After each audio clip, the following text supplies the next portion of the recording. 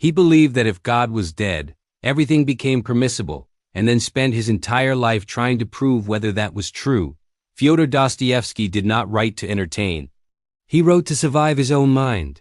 His novels were not planned philosophies. They were psychological battlegrounds shaped by addiction, imprisonment, faith, and despair. Dostoevsky was born in Moscow in 1821 into a rigid and emotionally volatile household. His father was authoritarian, his childhood marked by tension and fear. Early exposure to suffering shaped his obsession with guilt, humiliation, and moral responsibility. Literature became not an escape, but a way to interrogate pain.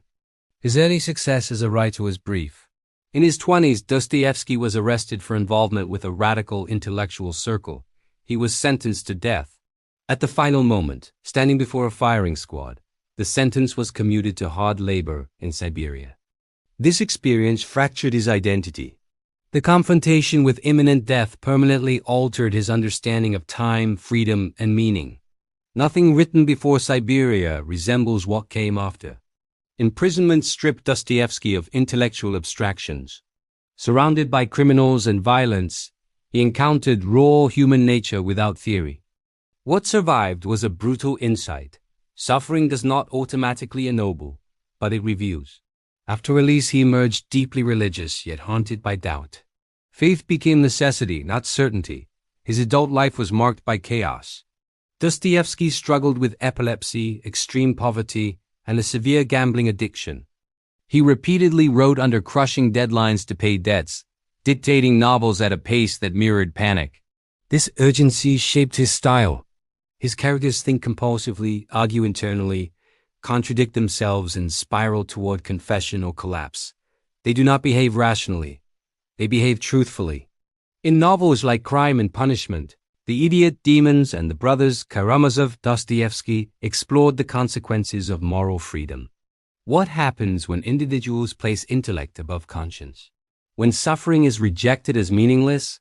When ideology replaces responsibility? His characters are not symbols, they are experiments. Each novel tests a worldview to destruction.